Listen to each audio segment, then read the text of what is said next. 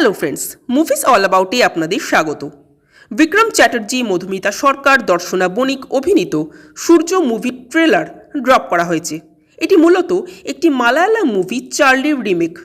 এক কথায় যদি বলি তো ট্রেলারটা আমার দারুণ লাগলো। অরিজিনাল মুভি অর্থাৎ চার্লির ট্রেলারের থেকে অনেক বেটার লাগলো সূর্য ট্রেলার। যে কোনো মুভিতেই কিছু কিছু দৃশ্য থাকে দেখবেন যা চোখকে খুব আরাম দেয়, যা দেখলে মনটা খুব শান্ত হয়ে যায়।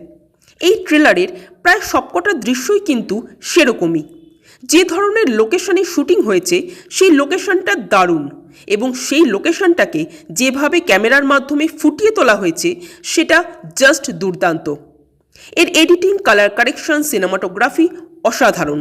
আর সবচাইতে যেটা ভালো লেগেছে তা হলো এর ব্যাকগ্রাউন্ড মিউজিকটা।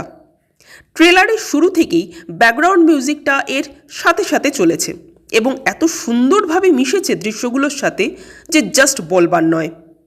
অনেকদিন পর একটা বাংলা গান এত মিষ্টি লাগলো আমার।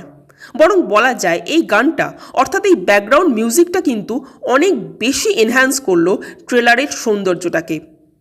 এখানে বিক্রম, মধুমিতা, দর্শনা তিনজনকেই খুব সুন্দর লাগছে, বাট আমি স্পেশাল মেনশন করব বিক্রমের কথা, কারণ বিক্রমকে ভীষণ হ্যান্ডসাম লাগছে এখানে।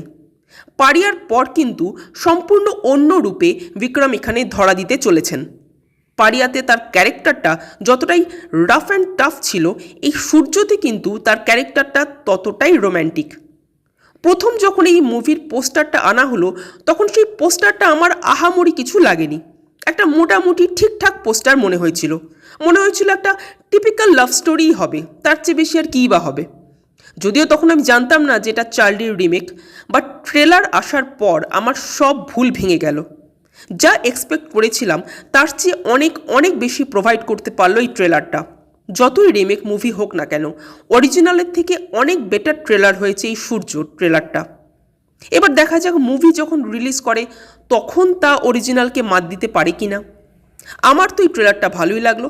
আপনাদের কেমন লেগেছে কমেন্ট করে জানাবেন। আর আমাদের ভিডিও ভালো লেগে থাকলে প্লিজ লাইক, শেয়ার ও সাবস্ক্রাইব করতে ভুলবেন না। Thank you.